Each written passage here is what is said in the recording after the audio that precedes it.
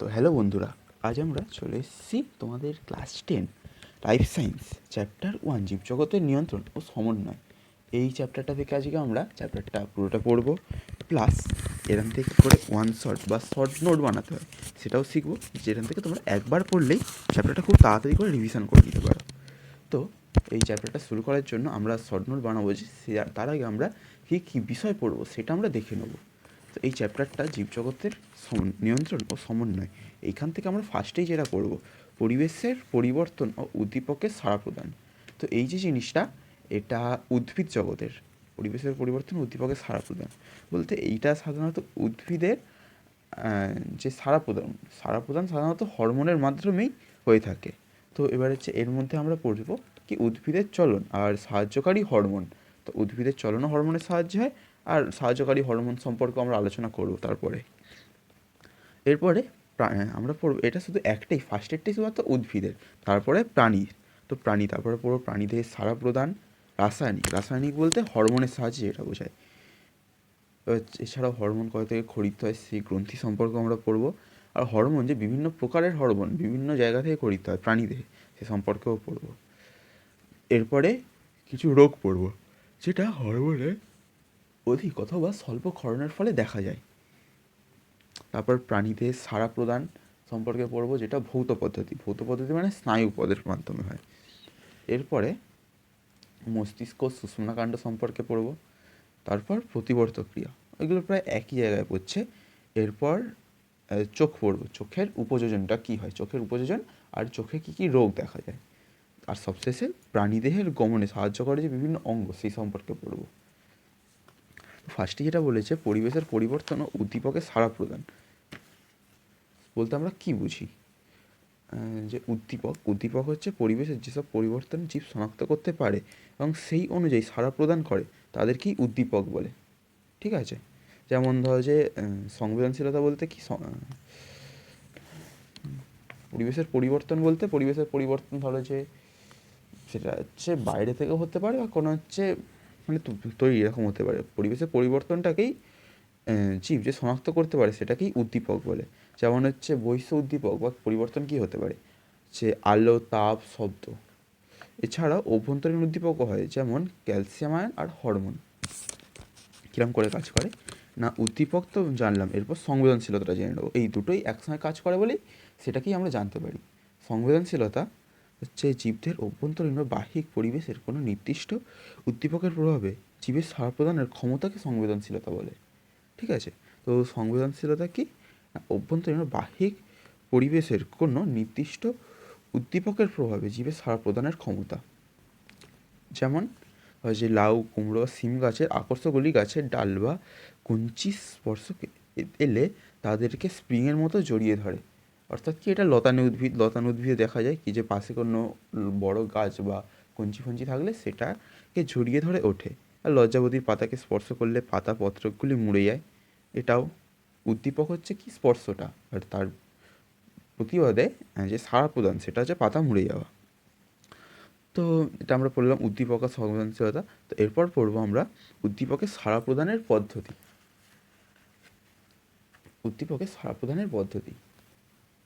তো এই সাড়া প্রদান পদ্ধতিটা তিনটি ধাপে হয়ে থাকে। ফার্স্ট ধাপ কি না, উদ্দীপনার উপলব্ধিকরণ মানে ধরো যে একটা লজ্জাবতী গাছের পাতা, এটাকে স্পর্শ করলাম। এই স্পর্শটা ফার্স্টে উপলব্ধি করবে, তো ওটাই হচ্ছে উদ্দীপনা উপলব্ধিকরণ। যে অংশে উদ্দীপনা প্রয়োগ করা হয় তা উদ্দীপনা গ্রাহক হিসাবে কাজ করে। এরপরে উদ্দীপনার পরিবহন এবার বিভিন্ন, যেমন মানবদেহে উদ্দীপনা পরিবহন কিসের মাধ্যমে, স্নায়ুকলার মাধ্যমে, তেমনি উদ্ভিদদেহেও বিভিন্ন মাধ্যমে উদ্দীপনার পরিবহন হয়ে থাকে। এখন কী বলেছে দেখি, উদ্ভিদের উদ্দীপনা গৃহীত হওয়ার ধারাবাহিক বিক্রিয়ার মাধ্যমে তার সংবেদ এর রূপান্তরিত হয় এবং প্লাজমোডেসমাটার মাধ্যমে সাড়া প্রদানকারী অঙ্গের কোষে বা কলায় পরিবাহিত হয়। এরপর সাড়া প্রদান, উদ্ভিদ সাড়া প্রদান অত্যন্ত মন্থর গতিতে হয়ে থাকে এবং প্রধানত বৃদ্ধি ঘটিত বা রসস্ফীতিগত কারণে ঘটে থাকে। মানে উদ্ভিদ যে সাড়া দেয় এর হচ্ছে প্রধানত বৃদ্ধিজ চলন অথবা রসস্ফীতি প্রকরণ চলনটা কি না, উদ্ভিদকে নড়ে বেড়ানো, ওটাকেই উদ্ভিদে সাড়া দেওয়া পদ্ধতি অথবা বৃদ্ধিজনিত চলনও ঘটে থাকে। কারণ যেগুলো হচ্ছে আলোর জন্য বিভিন্ন উদ্ভিদে এরকম বৃদ্ধিজনিত চলন দেখা যায়। ঠিক আছে, তো এইখান থেকে তোমাদের কী জিনিস মনে রাখতে হবে দেখি আমরা।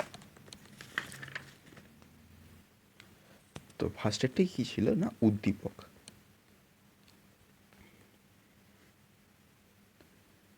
উদ্দীপক কী জিনিস? উদ্দীপক হচ্ছে পরিবেশের যে পরিবর্তনগুলো যে কোনো জীব শনাক্ত করতে পারে ও তার বিরুদ্ধে সাড়া প্রদান করে, সেটাই হচ্ছে উদ্দীপক। তাহলে কি উদ্দীপক কী না, পরিবর্তনশীল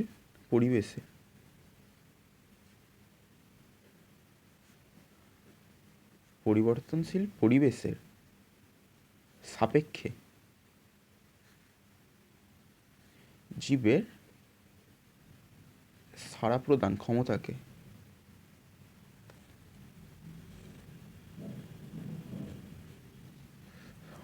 সাড়া প্রদানকে উদ্দীপক বলে। পরিবেশে এটা হচ্ছে এরকম তো হবে না, উদ্দীপক যেহেতু পরিবর্তনশীল পরিবেশ শনাক্ত করে, মানে আলাদা করে পরিবর্তনশীল পরিবেশকে শনাক্ত করে বা চিনতে পেরে জীবের সাড়া প্রদানকে উদ্দীপক বলে। ঠিক আছে, উদ্দীপকটা পড়লাম ইম্পর্টেন্ট। তো এর মধ্যে কিছু উদ্দীপক আমাদের জেনে রাখতে হবে, এটার থেকে বেশি ইম্পর্টেন্ট সেটা। যেমন হচ্ছে বহিস্থ উদ্দীপক। বহিস্থ উদ্দীপক কী কী হতে পারে না, আলো, স্পর্শ, তাপ, এগুলো বহিস্থ উদ্দীপক, বাইরে থেকে আসে। আর অভ্যন্তরীণ উদ্দীপক কী কী হতে পারে?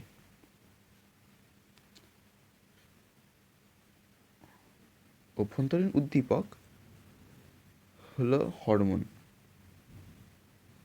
ঠিক আছে, তো এখান থেকে উদ্দীপক সম্পর্কে বললাম। আর উদ্দীপকের পরে কী ছিল, সংবেদনশীলতা। এই কোনো উদ্দীপকের প্রভাবে সাড়া দেওয়াটা কি সংবেদনশীলতা।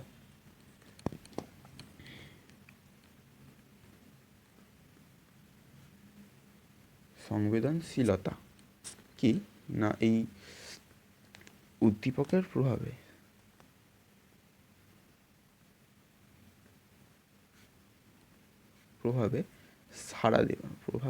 জীবের সাড়া দেওয়া বা সাড়া প্রদান। ঠিক আছে, কে সংবেদনশীলতা বলে। তো এই সংবেদনশীলতা বলতে কি বোঝাবে, উদাহরণ তোমরা লিখে রাখতে পারো। যেমন হচ্ছে উদাহরণ লিখতে পারো, লজ্জাবতী গাছের পাতা। ঠিক আছে, এরপরে উদ্ভিদের যে সাড়া প্রদান পদ্ধতি, ওটা খুব বেশি ইম্পর্টেন্ট না, 3টি ধাপে হয়ে থাকে, যেটা আমরা পড়লাম, উদ্দীপনার উপলব্ধিকরণ, উদ্দীপনা পরিবহন আর এই সাড়া প্রদান। এই 3টে ধাপ খুব বেশি ইম্পর্টেন্ট নয়। তো এবারে তোমাদের যেটা পড়াবো ওটা আরও বেশি ইম্পর্টেন্ট। যেমন দেখো এখানে উদাহরণস্বরূপ কী দেওয়া আছে, উদাহরণস্বরূপ লজ্জাবতী গাছের যে চলনটা কীভাবে ঘটে থাকে সেটা সম্পর্কে দেওয়া আছে। এটা তোমরা পড়তে পারো, লজ্জাবতী গাছ আর আরেকটা বনচাল গাছ। লজ্জাবতী গাছেটা কী করে হয় না, গাছের পাতাগুলি দ্বিপক্ষল এবং পত্রমূলের নিম্নাংশে এক প্রকার স্ফীতি দেখা যায়, এই পালভিনাস বা উদ্যান বলে। লজ্জাবতী গাছের পাতা স্পর্শ করলে পত্রগুলি তৎক্ষণাৎ মুদে যায়, অর্থাৎ গুটিয়ে নুয়ে পড়ে। এটা দেখেছি, লজ্জাবতী গাছের পাতায় হাত দিলে তা গুটিয়ে যায়।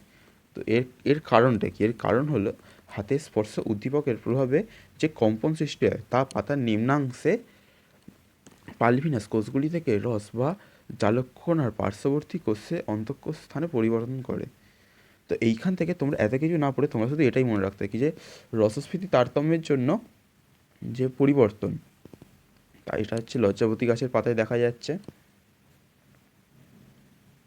এই দেখো এখানে কোষগুলি থেকে রস বা জলকণাকে পার্শ্ববর্তী কোষে বা স্থানে বা অন্তঃকোষীয় স্থানে পরিবাহিত করে, রস পরিবাহিত করে, রসস্ফীতি ঘটে। সেই কারণেই সেখানে পাতাগুলি নুইয়ে পড়ে বা চুপসে যায় এবং এই জন্য পত্রগুলি খাড়া হয়ে থাকতে পারে না, নিচের দিকে ঝুলে পড়ে ও পাতাগুলি গুটিয়ে যায়। এক্ষেত্রে স্পর্শ উদ্দীপক হলো সাড়া প্রদানের কারণ। আর পত্রফলক উদ্দীপনা গ্রহণ করে পত্রবৃন্তের গোড়ায় থাকা পলিভিনাস কোষে পাঠিয়ে দেয়, যেটি প্রাণীর স্নায়ুতন্ত্রে চেষ্টি অঙ্গের মতো কাজ করে পত্রগুলিকে চালিত করে। এটি এক প্রকার সিসমোন্যাস্টিক চলন। এটা তোমরা মনে রাখতে পারো, এটি এক প্রকার সিসমোন্যাস্টি চলন। চলনের এরকম বিভিন্ন প্রকারভেদ আছে। সিসমোন্যাস্টি চলনের এই প্রকারভেদে তোমরা এর পরে গিয়ে পড়বে। এরপর বনচালের বলেছে, বনচাল উদ্ভিদ কীভাবে চলা করে। বনচাল উদ্ভিদ এটা হচ্ছে উপরে যখন সূর্যালোক পড়ে বা সূর্যালোকের অনুপস্থিতি, এরকম দুটি সময়, এটা হচ্ছে শুধু সংক্ষেপে বলেছি। দিনের বেলা পার্শ্বীয় পত্র দুটি সমান্তরালভাবে থাকে এবং রাত্রিবেলা এগুলি নিচের দিকে খাড়াভাবে অবস্থান করে। অর্থাৎ যখন দিনের বেলা হয় এইগুলি দুটি সমান্তরাল থাকে পাশে, আর যখন রাত হয় তখন এই পাতাগুলি নিচের দিকে নুইয়ে পড়ে। ঠিক আছে, তো এই প্রকার কেন দিনের বেলা পর্যাপ্ত আলোর উপস্থিতিতেই ঘটে। এইটি এক প্রকার প্রকরণ চলন। তো প্রকরণ চলন দেখা যায় না বনচাল উদ্ভিদের দেখা যায়। তো এই দুটো জায়গায় যে বললাম, এখান থেকে আমরা কী নোট বানাতে পারি না,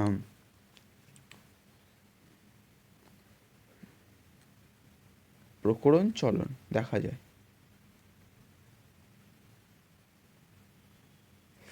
কার না বনচাল উদ্ভিদের।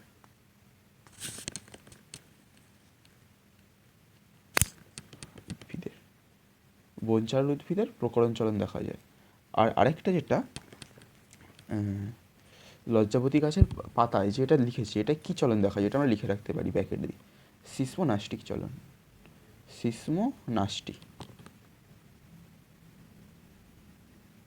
চলন। ঠিক আছে, এরপরে পড়ব উদ্ভিদের সাড়া প্রদান বিষয়ে আচার্য জগদীশচন্দ্র বসু।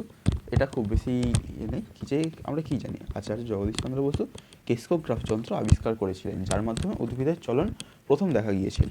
ঠিক আছে, তো এটার হচ্ছে পর্যবেক্ষণ করে তিনি কী দেখেছিলেন, এটা চাইলে তোমরা পড়তে পারো, কিন্তু এটা খুব বেশি ইম্পর্টেন্ট নয়। যেমন উদ্ভিদ দেহ একটি ছন্দবদ্ধ প্রক্রিয়ার মাধ্যমে সাড়া প্রদান পদ্ধতি সম্পন্ন হয়। উদ্ভিদে জীবিত কোষের ওপর বিভিন্ন উদ্দীপক, যেমন হচ্ছে ঠান্ডা, গরম, রাসায়নিক অথবা বিদ্যুৎ, গ্যাস যদি প্রয়োগ করলে কোষগুলি নির্দিষ্ট ছন্দে সাড়া দেয়। এরকম যেমন হচ্ছে মানুষের ক্ষেত্রে নর্মালি ঘটে থাকে। এছাড়াও আরও বিভিন্ন ঘটনা রয়েছে। ঘটনাগুলি যেমন রসের উৎসের সময় জীবিত উদ্ভিদ কোষগুলি প্রাণীর হৃৎপিণ্ডের মতোই স্পন্দিত হয়। তা এছাড়া হচ্ছে প্রাণীর মতো উদ্ভিদ বিষক্রিয়ায় উত্তেজিত অথবা মৃত্যু ঘটতে পারে।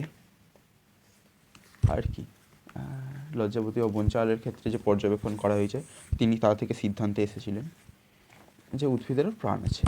ঠিক আছে, ওটা খুব বেশি ইম্পর্টেন্ট নয়। ওখানে খালি তোমরা মনে রাখবে জগদীশচন্দ্র বসু কেসকোগ্রাফ যন্ত্র আবিষ্কার করেছিলেন। তো এটাও আমরা আমাদের এই লেখায় অ্যাড করতে পারি যে কেসকোগ্রাফ আবিষ্কার করে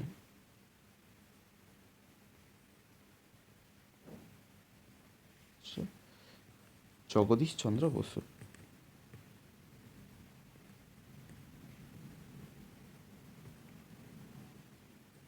জগদীশচন্দ্র বসু কেসকোগ্রাফ যন্ত্র আবিষ্কার করেছেন জগদীশচন্দ্র বসু। এরপরে উদ্ভিদের চলন। চলন হচ্ছে যে প্রক্রিয়ায় জীব এক জায়গায় স্থির থেকে স্বতঃস্ফূর্ত বা উদ্দীপকের প্রভাবে সাড়া দিয়ে দেহের কোনো অংশ বা অঙ্গে সঞ্চালন করে, তাকে চলন বলে। ঠিক আছে, তো এই চলন কোষের সাইটোপ্লাজমে আবর্তন, রসস্ফীতির চাপে তারতম্যের পরিবর্তন অথবা বৃদ্ধিজনিত কারণ বিভিন্ন প্রকারের চলন দেখা যায়। যেমন হচ্ছে উদ্দীপকের প্রভাবে চলন যে ঘটে তাকে আবিষ্ট চলন বলে। ঠিক আছে, এছাড়াও আরেক রকমের কি না, দেহের বিভিন্ন অংশ বা অঙ্গের সঞ্চালন যে চলন দেখা যায় তাকে বক্র চলন বলে। এটা হচ্ছে চলনের দুটো প্রকারভেদ, একটা আবিষ্ট চলন আর একটা বক্র চলন। চলনের সংজ্ঞা কী মনে রাখবে না, যে প্রক্রিয়ায় জীব এক জায়গায় স্থির থেকে, মানে চলন আর গমনের মধ্যে পার্থক্য করে যদি মনে রাখো, এটা সহজে মনে রাখতে পারবে যে গমন কি, গমন হচ্ছে স্থান পরিবর্তন। মানে গমন বলতে কী বোঝাচ্ছে, যে একটা কিছু প্রাণী বা উদ্ভিদ রয়েছে, এখানে প্রাণী রয়েছে, এটা এক জায়গা থেকে আরেক জায়গায় স্থানান্তর করলো, এটা হলো এর গমন। আর চলন মানে কি, একই জায়গায় উপস্থিত থেকে তার অঙ্গ প্রত্যঙ্গ সঞ্চালন করলো। হয়তো এরকম আছে, এরকম একই জায়গায় আছে কিন্তু একটুখানি বেঁকে গেছে, অন্যদিকে প্রসারিত হয়েছে, অঙ্গ প্রত্যঙ্গ সঞ্চালন, এটাকেই চলন বলে। ঠিক আছে, এই চলনটা কি দেখলাম না এখানে দুরকমভাবে হচ্ছে, একটা আবিষ্ট চলন, একটা বক্র চলন। যেটা উদ্দীপকের প্রভাবে ঘটে সেটা আবিষ্ট চলন। উদ্দীপক বলতে কী জিনিস বোঝাচ্ছে, যেমন ধরো দেখবে কোনো অন্ধকার ঘরে একটা গাছ রেখেছো, সেখানে অল্প কোনো জায়গা দিয়ে আলো আসছে, তো গাছটা কি সেই আলোর দিকে মেকে যাবে, এটা আবিষ্ট চলন। আর বক্র চলন বলতে কি, সরি, হ্যাঁ এটা যেমন বেঁকে যায় বলতে, এটা সূর্যমুখী ফুল, এটা দিয়ে বুঝতে পারো, যেমন সূর্যমুখী ফুল যখন চারপাশের পরিবেশটা উত্তপ্ত হয়ে গেল সেই অনুযায়ী ফুটে উঠলো, আবিষ্ট চলন। বক্রচলন কি না, হচ্ছে এটা এক জায়গায় স্থির থেকে দেহের বিভিন্ন অংশ সঞ্চালন করে, যেমন হচ্ছে বিভিন্ন লতানে গাছ, তা যখন সূর্যের আলোর প্রয়োজন হয় বা সূর্যের আলোর জন্য অন্যান্য পাশে উপস্থিত বিভিন্ন শক্ত গাছ বা কঞ্চিকে ধরে বেয়ে ওঠে, এটা বক্রচলন। এরপর উদ্ভিদ চলনের প্রকারভেদ। উদ্ভিদ চলনের প্রকার, উদ্ভিদ চলন কত রকমের দেখা যায় না, 3 রকমের, ট্যাকটিক চলন, ট্রপিক চলন আর ন্যাস্টিক চলন। তো এই তিনটে চলন, যে এই তিনটে চলনের আবার বিভিন্ন ভাগ আছে। এই ট্যাকটিক চলন যেটা, এটা বহিস্থ কোনো উদ্দীপকের প্রভাবে সংগঠিত উদ্ভিদের সামগ্রিক চলনকে অভীষ্ট সামগ্রিক চলন বা ট্যাকটিক চলন, প্যারাট্যাকটিক চলন। যে ট্যাকটিক চলনটা কী জিনিস হলো, উদ্দীপকের প্রভাবে সংগঠিত সামগ্রিক চলনকে, সামগ্রিক মানে কিছু সময় যে চলনটা ঘটে, যেমন এটা হচ্ছে, এটাকে ওকে গমনও বলা যেতে পারে। কেন না, এই চলনের জন্য উদ্ভিদ স্থান পরিবর্তন করতে পারে। এর উদাহরণ পড়লে তবে তোমরা বুঝতে পারবে যে ট্যাকটিক চলনটা আসলে কী জিনিস। তো এটা ছাড়া বৈশিষ্ট্যগুলো পড়ে নিই। বৈশিষ্ট্য কী না, একে গমনও বলা যেতে পারে, এটা উদ্দীপকের তীব্রতার উপর ভিত্তি করে এই চলনটা ঘটে। ঠিক আছে, তো এখানে যেমন উদাহরণ বলেছি, দেখো, সাধারণ অনুন্নত জলজ উদ্ভিদের শৈবাল উদ্ভিদের জনন কোষে ট্যাকটিক চলন ঘটে থাকে, যেটা অতটা ইম্পর্টেন্ট না। উদ্দীপকের প্রকৃতি অনুযায়ী ট্যাকটিক চলন বিভিন্ন প্রকার, যেমন ফটোট্যাকটিক আলোর উপস্থিতি, থার্মোট্যাকটিক উষ্ণতা, আর কেমোট্যাকটিক রাসায়নিক পদার্থ, ডিওট্যাকটিক জলস্রোত প্রভৃতি অনুযায়ী হয়। যেমন এখানে দেখানো হোক ফটোট্যাকটিক চলন কি না, আলোক উদ্দীপকের প্রভাবে যখন উদ্ভিদ সামগ্রিক চলন ঘটে তখন তাকে ফটোট্যাকটিক চলন বলে। যেমন পজিটিভ ফটোট্যাকটিক মানে যেটা আলোক উদ্দীপকের দিকে ঘটবে সেটা পজিটিভ ফটোট্যাকটিক চলন। যেমন কি না, বিচ্ছুরিত আলোক উৎসের অভিমুখ ক্ল্যামাইডোমোনাস, ভলভক্স প্রভৃতি শৈবাল এবং ইউলোথ্রিক্স প্রভৃতি শৈবালের চলনের উচ্চলন। যেমন এখানে দেখা যাচ্ছে, উদাহরণও দেখিয়ে দিয়েছে, ছবিটা দেখো ভালো করে। এই যে ফটোট্যাকটিক চলনে কী ঘটছে, আলোর উৎসে দিয়ে ক্ল্যামাইডোমোনাস চলন করছে। ঠিক আছে, তো এটাই আলোবর্তী চলন বা ফটোট্যাকটিক চলন। পজিটিভ ফটোট্যাকটিক চলন আলোর দিকে হচ্ছে, আর একটা হচ্ছে নেগেটিভ ফটোট্যাকটিক চলন হয় বা আলোর বিপরীতে ঘটে। সেটা কি, যে নেগেটিভ ফটোট্যাকটিক আলোর তীব্রতার উৎসের বিপরীতে ক্ল্যামাইডোমোনাস, ভলভক্স প্রভৃতি শৈবাল চলন করে। তাহলে এই ক্ষেত্রে কী ঘটলো,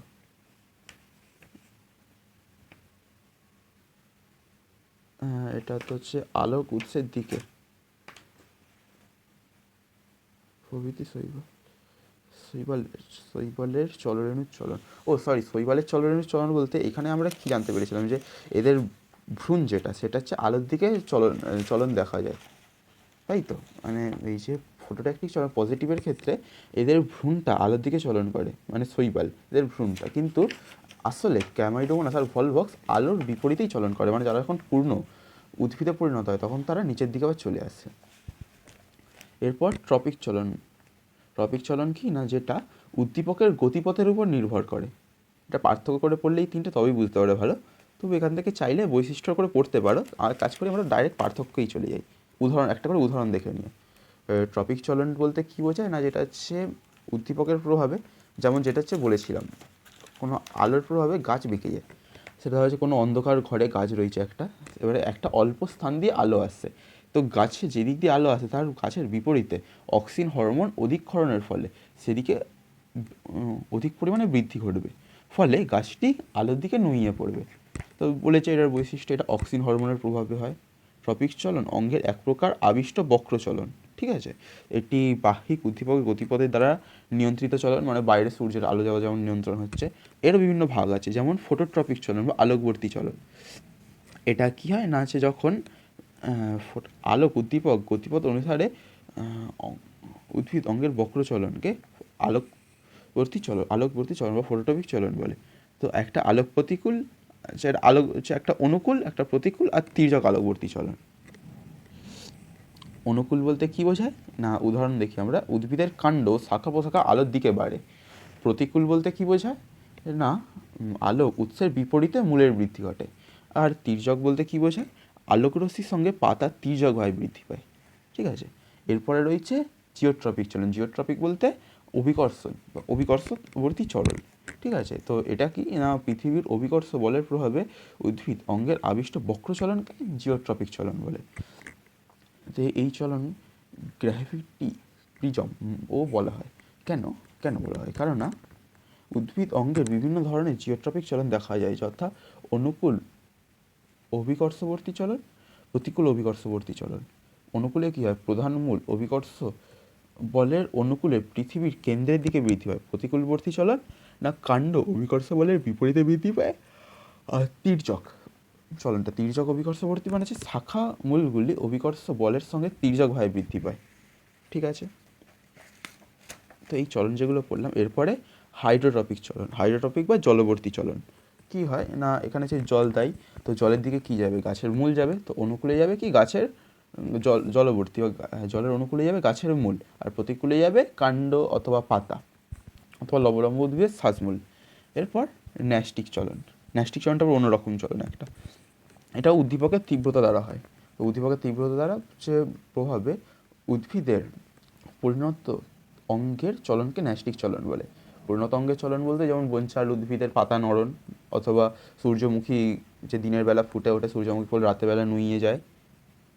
এছাড়াও লজ্জাপতি গাছের পাতায় হাত দিলে নুইয়ে যায় না, ওটা ওটাও হতে পারে, যেহেতু তীব্রতা পরিণত অঙ্গের চলন যেহেতু, এটা মনে রাখবে। ন্যাস্টিক চলন পরিণত অঙ্গের চলন ঘটে। এর বৈশিষ্ট্য কি, এটা আবিষ্ট বক্র চলন, উদ্দীপকের গতিপথের বদলে উদ্দীপকের তীব্রতা দ্বারা ন্যাস্টিক চলন নিয়ন্ত্রিত হয়। আলো, তাপমাত্রা, রাসায়নিক পদার্থ, স্পর্শ প্রভৃতি উদ্দীপকের প্রভাবে এই চলন ঘটে থাকে।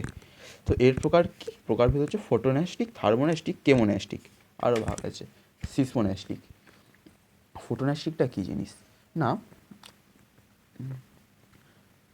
কোষের এই চলন বৃদ্ধির উপর নির্ভর করে। কোষের রসস্ফীতি তারতম্যের জন্য এই চলন দেখা যায়, এই চলনের বৃদ্ধি ঘটে না সচরাচর। এটা হচ্ছে ন্যাস্টিক চলনের। ফোটোন্যাস্টিকটা কি, যখন আলো উদ্দীপক তীব্রতা হ্রাস বৃদ্ধির ফলে উদ্ভিদ অঙ্গের রসস্ফীতিতে চলন ঘটে, যেটা হচ্ছে সূর্যমুখী ফুলে হয় বা পদ্মমুখী ফুলেও দিনের বেলা তীব্র আলোয় ফোটা, সন্ধ্যাবেলা কম আলোয় নিভিয়ে যায়, হচ্ছে বুঝে যায়। এরপরে থার্মোন্যাস্টিক চলন বা উষ্ণতার তীব্রতার দ্বারা, যেমন টিউলিপ ফুল বেশি উষ্ণতায় ফোটে এবং কম উষ্ণতায় বুঝে যায়, এটা থার্মোন্যাস্টিক। এছাড়াও নিকটিন্যাস্টিক চলন হচ্ছে তেঁতুল বা সিরিস গাছে এটা দেখা যায়, এটা মনে রাখবে যে চলনটা আলো উষ্ণতা উভয় প্রকার উদ্দীপকের তীব্রতা অনুসারে হয়ে থাকে, নিকটিন্যাস্টিক চলন। এবার কেমোন্যাস্টিক চলন, নিচে চলে যাচ্ছে। কেমোন্যাস্টিক চলন রাসায়নিক পদার্থ দ্বারা নিয়ন্ত্রিত হয় এই চলন কেমোন্যাস্টিক, যেমন সূর্য শিশির বা কলসপত্রী উদ্ভিদে পতঙ্গভোগ উদ্ভিদ যখন পতঙ্গ এসে বসে তখন এই চলন ঘটে, পাতাটা তখন ফুল বা পাতাটা বন্ধ হয়ে যায়, কেমোন্যাস্টিক চলন। এরপরে সিসমোন্যাস্টিক চলন। সিসমোন্যাস্টিক চলনে কী হয় হচ্ছে স্পর্শ উদ্দীপনা বা আঘাতজনিত উদ্দীপনার কারণে এই চলন দেখা যায়, যেমন লজ্জাপতি গাছের পাতা নুইয়ে যাওয়া, সিসমোন্যাস্টিক চলন, লজ্জাপতি গাছের পাতা নুইয়ে যাওয়া। তো এইবারে আমরা যেটা পড়বো, এই যে তিনটে চলন যে পড়লাম, কী কী পড়লাম, ট্যাকটিক, ট্রপিক আর ন্যাস্টিক চলন। এর পার্থক্যটা দেখে নিই, এখান থেকে তারপর নোট বানাবো। এর পার্থক্য কী বলেছে, ট্যাকটিক চলন হয় বহিস্থ উদ্দীপকের গতিপথ বা তীব্রতা দ্বারা নিয়ন্ত্রিত হয়। ট্রপিক চলন বহিস্থ উদ্দীপকের গতিপথ দ্বারা নিয়ন্ত্রিত হয়। আর ন্যাস্টিক চলন বহিস্থ উদ্দীপকের তীব্রতা দ্বারা নিয়ন্ত্রিত হয়। এই তিনটে, এই নোটটা যেটা, এটাও খুব ইম্পর্টেন্ট জিনিস, এটা তোমরা লিখে নেবে, আমরা খাতায় লিখছি না, এটাও তোমাদের মনে রাখতে হবে। পার্থক্যটা পড়লেও তোমাদের পুরো জিনিসটা পড়া হয়ে যাবে। তারপরে ভিতরে যেগুলো আছে ওগুলো তো আমি খাতায় লিখেই দিচ্ছি। এরপরে ট্যাকটিক চলন যেটা, এটা সমগ্র দেহে ঘটে থাকে, সমগ্র দেহ বা কোষে এই প্রকার চলন হয়। ট্রপিক চলন উদ্ভিদের অপরিণত অংশে ঘটে থাকে, আর ন্যাস্টিক চলন উদ্ভিদের পরিণত অংশে ঘটে থাকে। সামগ্রিক স্থানান্তর হচ্ছে এটা এক্ষেত্রে সামগ্রিক স্থানান্তরণ ঘটে, ট্রপিক চলনে সামগ্রিক স্থানান্তরণ ঘটে না, মানে কিছু স্থায়ী নয়। আর এটা ন্যাস্টিক চলনে সামগ্রিক স্থানান্তরণ ঘটে না, মানে স্থায়ী নয়। এটা হচ্ছে ট্যাকটিক চলনে অঙ্গের বৃদ্ধি ঘটে না, ট্রপিক চলনে অঙ্গের বৃদ্ধি ঘটে, আর ন্যাস্টিক চলনে অঙ্গের বৃদ্ধি ঘটে না। হরমোন ট্যাকটিক চলন অক্সিন দ্বারা প্রভাবিত হয় না, টপিক চলন অক্সিন দ্বারা প্রভাবিত হয়, ন্যাস্টিক চলন অক্সিন দ্বারা প্রভাবিত হয় না। এই তিনটে চলনে যদি আমরা একটা একটা করে উদাহরণ দেখি, যে ট্যাকটিক চলনে কী হবে না, ট্যাকটিক চলনে গাছ আলোর দিকে নুইয়ে পড়ে, এর একটা পরীক্ষাও আছে।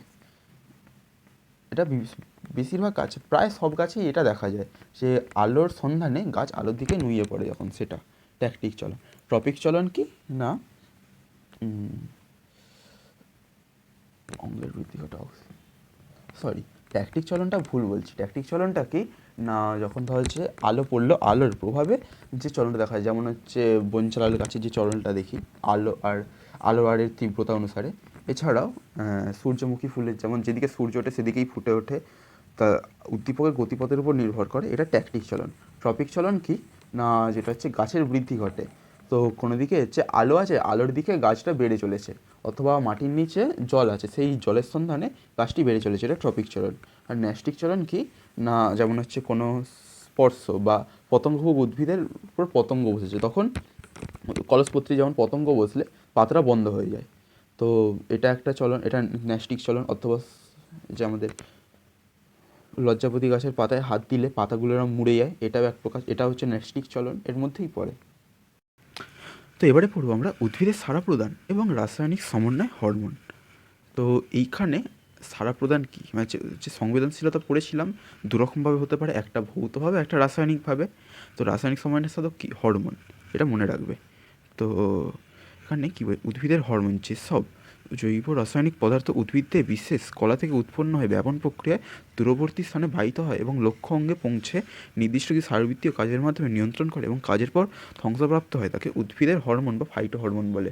তো উদ্ভিদ হরমোনের কাজ আমরা কী জানলাম, এটা হচ্ছে যেখান থেকে উৎপন্ন হয় সেখান থেকে দূরবর্তী স্থানে যায়, গিয়ে সেখানে পৌঁছে তাকে নির্দিষ্ট কিছু শারীরবৃত্তীয় কাজ করে। শারীরবৃত্তীয় কাজ মানে কি, উদ্ভিদের বৃদ্ধি বা বিভিন্ন কাজ, খাদ্য সঞ্চালন, হ্যাঁ হতে পারে। তো এরকম বিভিন্ন শারীরবৃত্তীয় কাজ নিয়ন্ত্রণ করে, যেমন হচ্ছে লজ্জাপতি গাছের পাতায় যে নুইয়ে যাওয়া, ওটা একটা রসস্ফীতি চলন ছিল, এটা হরমোনের অন্য কাজ। তো সেমনি হচ্ছে কাজ নিয়ন্ত্রণ করে, এবং কাজের পরও এটা মনে রাখবে যে কাজের পর হরমোন ধ্বংস হয়ে যায় উদ্ভিদে। তো এইখান থেকে আমাদের নোট করার মতো কিছু নেই, এটা তোমরা বেশি একটা ধারণা নিতে পারো এখান থেকে। তো এরপর আমরা পড়বো উদ্ভিদের যে হরমোন সম্পর্কে।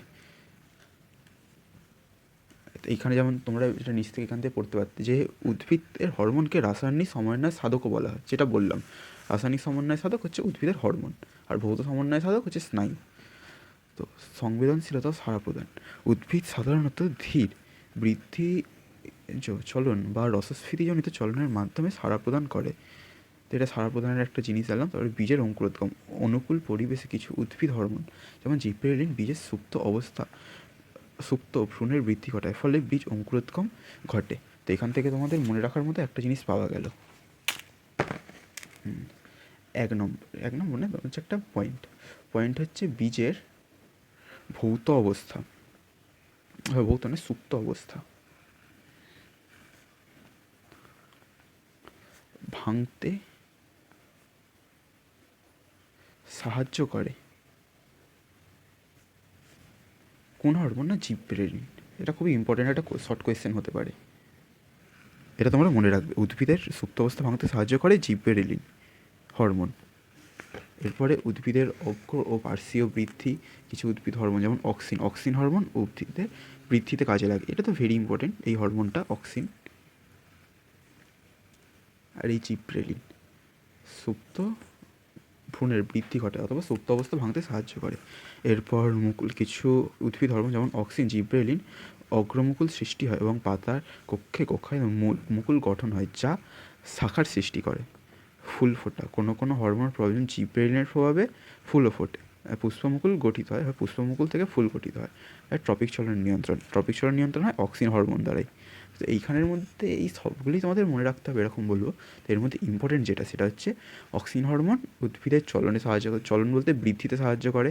আর জিব্রেলিন উদ্ভিদের হচ্ছে বীজের সুপ্ত অবস্থা ভাঙতে, ফুল ফোটাতে সহায়তা করে। তোমরা এটাকে এরকম না বানিয়ে এরকমও করতে পারো। একটা হচ্ছে জিব্রেলিন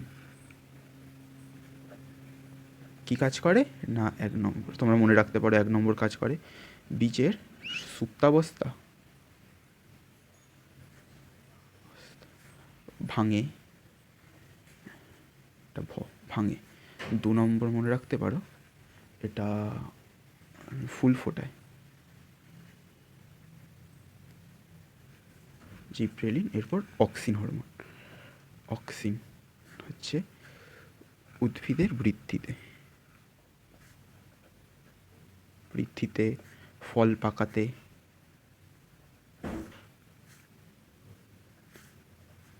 ফল পাকাতে সাহায্য করে। ঠিক আছে, অক্সিন হরমোন উদ্ভিদের ফল পাকাতেও সাহায্য করে। ঠিক আছে, বীজহীন ফল উৎপাদনে জিব্রেলিন হয়তো।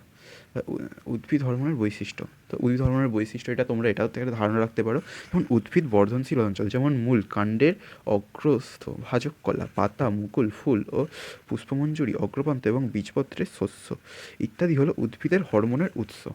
কোথা থেকে উৎপাদন হয়?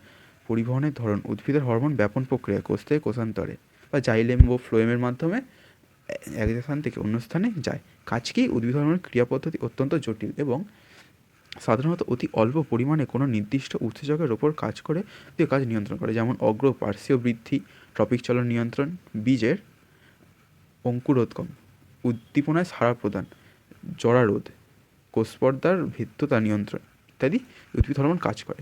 তো এই কাজগুলোর মধ্যে পার্শ্বমুকুল বৃদ্ধি বলতে তোমরা বুঝতেই পারছো, উদ্ভিদের বৃদ্ধি ঘটায়।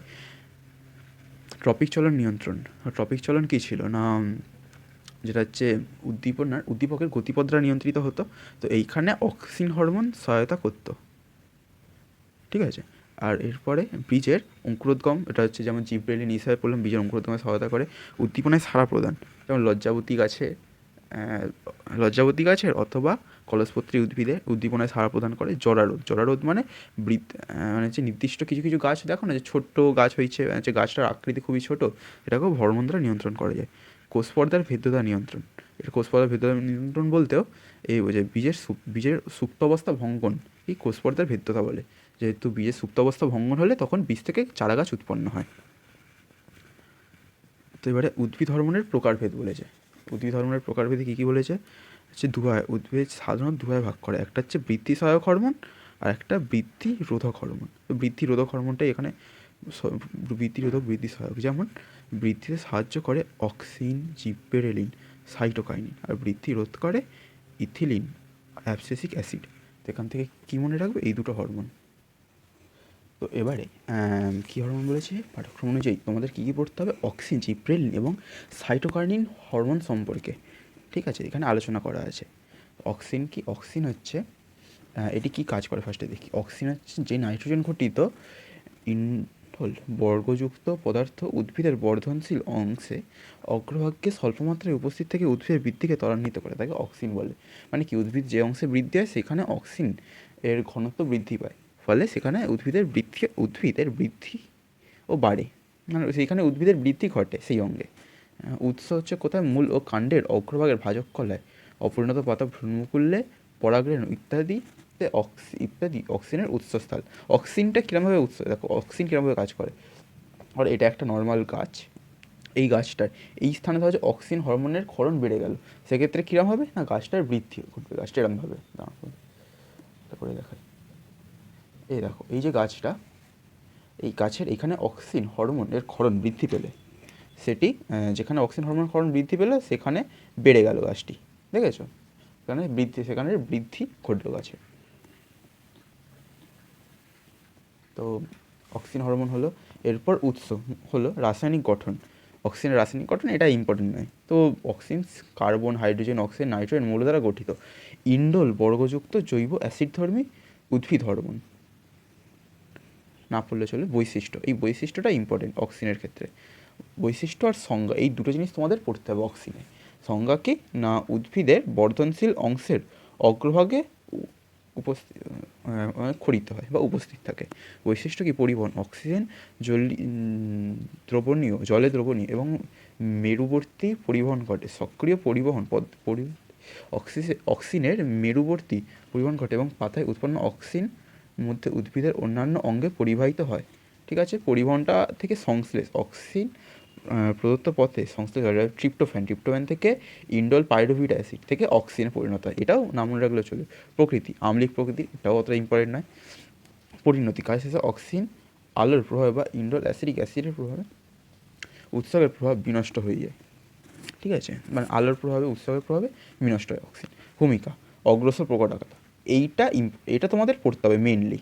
ওগুলো তোমরা মনে রাখার জন্য বা জানার জন্য পড়তে পারো, কিন্তু মেনলি তোমাদের এই ভূমিকাটাই মনে রাখতে হবে। অক্সিনের ভূমিকা কী? অক্সিনের ভূমিকা হচ্ছে অগ্রসর প্রকটতা, মানে অগ্রমুকুল দ্বারা কাক্ষিক মুকুলের বৃদ্ধি ব্যাহত হওয়ার ঘটনাকে অগ্রস্ত প্রকটতা বলে। অক্সিজেন অগ্রস্ত প্রকটতাকে ত্বরান্বিত করে, ফলে উদ্ভিদ লম্বা হয়েও শাখা প্রশাখার সৃষ্টি ব্যাহত হয়। কোষের বিভাজন, অক্সিন কোষের ডিএনএর পরিমাণ বৃদ্ধি করে বর্ধনশীল অংশে ভাজক কলার বিভাজন মূলত অংশের কোষের ডিএনএ, হ্যাঁ ঠিক আছে, মূলত নিউক্লিয়াসের বিভাজনের সাহায্য করে এবং উদ্ভিদের অঙ্গের বৃদ্ধি ঘটায়। স্বল্প পরিমাণ অক্সিন সক্রিয়তায় মাধ্যমে গৌণ বৃদ্ধিতে সাহায্য করে এবং দ্বারা জাইলেম ও ফ্লোয়েম কলার বিভেদনে সহায়তা করে। আর কোষের আয়তন বৃদ্ধি, অক্সিজেন সেলুলোজ উৎসর্গের সক্রিয়তা বৃদ্ধি করে কোষ প্রাচীরের নমনীয়তা বাড়ার ফলে কোষের আয়তন বাড়ে। এছাড়া অক্সিজেন কোষ প্রাচীরের উপাদান সংশ্লেষ ও পরিণত কোষ গহ্বর সৃষ্টি করে কোষের সামগ্রিক আয়তন বৃদ্ধি করে। মূলের সৃষ্টি ও বৃদ্ধি, মূলেরও হচ্ছে অক্সিজেনের সাহায্যে মূলও বৃদ্ধি পায়। তো অক্সিনের ভূমিকা থেকে এখান থেকে যেটা জানবে সেটা হচ্ছে ইম্পর্টেন্ট অগ্রস্ত প্রকটতাটা। এইটা তোমাদের পরীক্ষায় সরাসরি এরকম কোয়েশ্চেন আসতে পারে যে অগ্রস্ত প্রকটতা কী, এটা খুবই ইম্পর্টেন্ট একটা কোয়েশ্চেন। এরপর অক্সিন হরমোন সঙ্গে ট্রপিক চলন নিয়ন্ত্রণ করে, যেমন ফটোট্রপিক চলন, জিওট্রপিক চলন, যেখানে তো হচ্ছে আমাদের পার্থক্য তো দেখেছিলাম যে ট্রপিক চলনের ক্ষেত্রে অক্সিন হরমোন গুরুত্বপূর্ণ ভূমিকা পালন করে। এরপরে পড়বো যে হরমোনটা, সেটা হচ্ছে জিব্রেলিন। জিব্রেলিন কি না, উদ্ভিদের বীজপত্রে উৎপন্ন নাইট্রোজেনবিহীন টার্পিনয়েড বর্গযুক্ত যে জৈব অ্যাসিড বীজের সুপ্তাবস্থা ভঙ্গ করে। তো এইখান থেকে কী মনে রাখবে, জিব্রেলিন একটা হচ্ছে নাইট্রোজেনবিহীন হরমোন, আর এটি বীজের সুপ্তাবস্থা ভঙ্গন করে। এটা তোমার হচ্ছে একটু আগেও বললাম অক্সিন হরমোন, এরকম সরাসরি কোয়েশ্চেন আসতে পারে যে বীজের সুপ্তাবস্থা ভাঙতে কোন হরমোন কাজে লাগে, অক্সিন হচ্ছে জিব্রেলিন হরমোন। এছাড়া এরকম হরমোন জানতে চাই, নাইট্রোজেনবিহীন কয়েকটি হরমোনের উদাহরণ দাও। সেটা নাইট্রোজেনযুক্ত হরমোন হয়, তার উদাহরণ চাইতে পারে। তো এইখানে উৎস হচ্ছে পরিণত বীজ, অঙ্কুরিত বীজপত্রে উৎপন্ন হয়। কিন্তু এখানে মনে রাখতে হবে তোমাদের হচ্ছে এখানে হচ্ছে বৈশিষ্ট্যটাও নর্মাল আছে, বৈশিষ্ট্যটাও চাইলেও পড়তেও পারো, কিন্তু ইম্পর্টেন্ট যেটা মনে রাখতে হবে সেটা ভূমিকাটাই, এর ক্ষেত্রে ভূমিকাটা।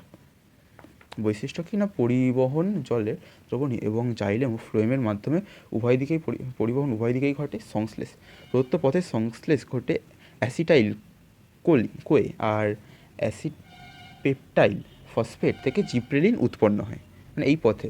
তো জিব্রেলিন কি, জিব্রেলিনের প্রয়োগের ফলে দেখতে পাচ্ছ পর্ণর মধ্যে দৈর্ঘ্য বৃদ্ধি দেখাচ্ছে এখানে, অর্থাৎ বীজের সুপ্তাবস্থা ভাঙায়। বীজের সুপ্তাবস্থাটা কি, যতক্ষণ না একটি বীজ তার চারপাশের পরিবেশকে ঠিকঠাক অবস্থায় পায় সে ততদিন বীজটা অঙ্কুরিত হয় না। তো এই প্রাকৃতিক ঠিকঠাক পরিবেশ যখন উপস্থিত হয় তখন বীজের সুপ্তাবস্থাটা ভঙ্গ হয়। এই সুপ্তাবস্থা ভাঙতে জিব্রেলিন কাজ করে।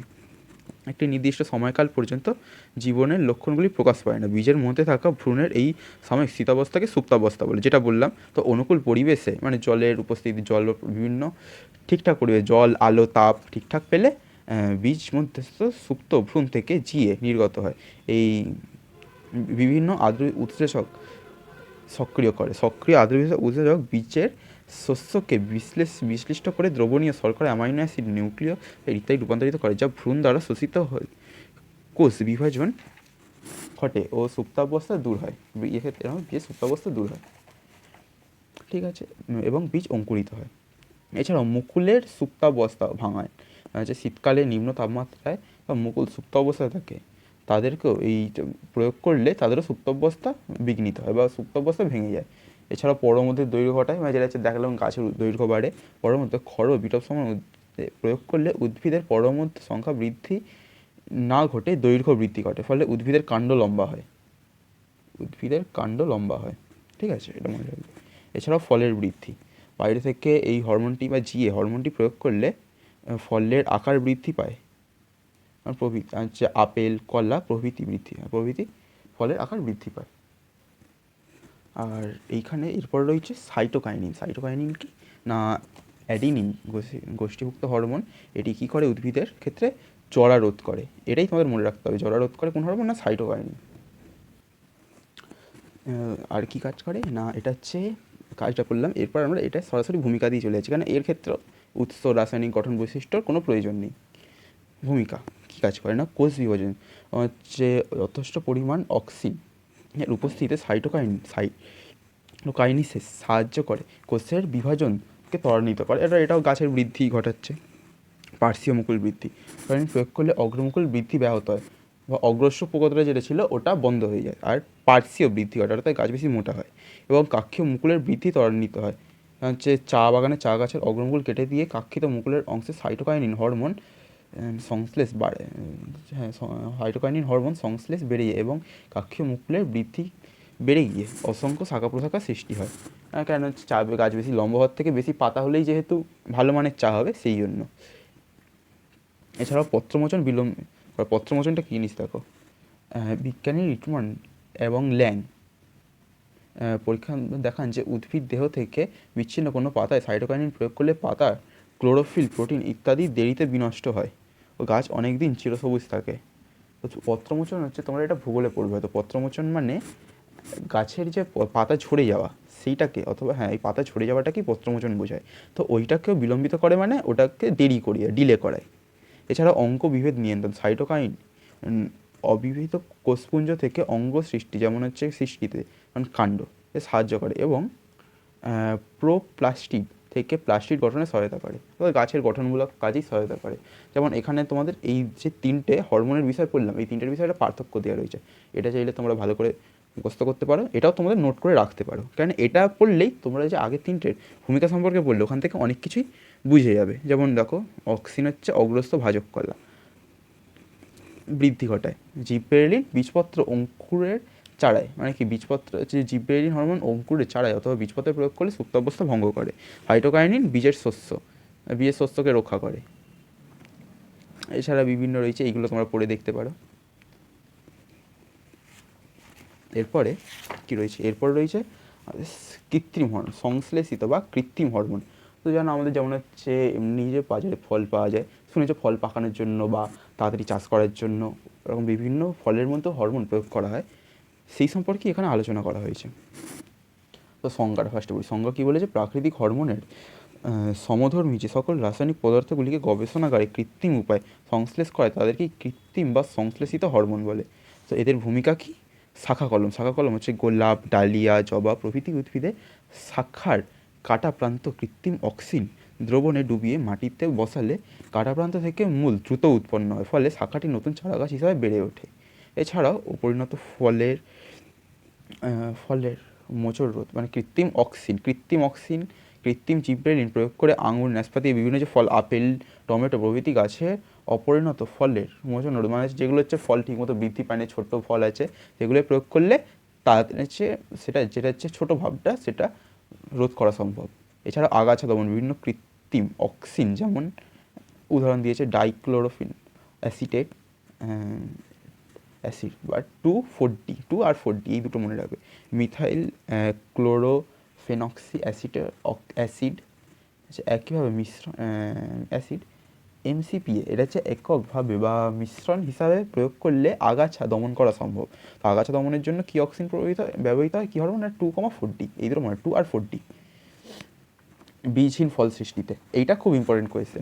এটা হচ্ছে কোয়েশ্চেন এরকম আসতে পারে, বীজহীন ফল সৃষ্টির জন্য কী হরমোন ব্যবহৃত, বিভিন্ন কৃত্রিম অক্সিন, কারণ IBR NAA কৃত্রিম জিব্রেলিন প্রয়োগ করে বীজহীন ফল উৎপন্ন করা সম্ভব। বীজহীন আঙুর, তরমুজ, এটাও খুব ইম্পর্টেন্ট জিনিস। বীজহীন ফল উৎপাদনে কী হরমোন লাগে, কী হরমোন লাগে লিখতে পারো অক্সিন, বেশি সংক্ষেপে লিখতে পারো IBR NAA, এই অক্সিন। তো এই যে এইরকম যে বীজহীন ফল উৎপাদনটাকে, এটাকে বলে পার্থেনোকার্পি, ঠিক আছে। তো এর সঙ্গেই তোমাদের এই যে জীবজগতে যেটা হচ্ছে উদ্ভিদ, এর পার্টটা শেষ হয়ে গেল। তো তোমাদের ফার্স্টে ভিডিও বলেছিলাম যে এটা পুরোটাই চ্যাপ্টারটা পড়িয়ে দেবো, কিন্তু এই চ্যাপ্টারটা এখনও অনেকটাই বড় আছে, অনেকগুলোই বাকি, সেটা করতে গেলে ভিডিওটা অনেকটাই বড় হয়ে যাচ্ছে। তো তাই জন্য আজকের ভিডিওটা আমরা এখানেই শেষ করছি। আর যে শর্ট নোটগুলো বলেছিলাম ওর ছবিগুলোকে আমরা এরপরে পরপর অ্যাড করে দিচ্ছি, তোমরা চাইলে ভিডিও পজ করে সেগুলোকে দেখতে পারো অথবা স্ক্রিনশট তুলে রাখতে পারো। আজকের মতো ভিডিওটা এখানেই শেষ হচ্ছে, তোমাদের সঙ্গে আবার পরবর্তী ভিডিওয়ে দেখা হবে।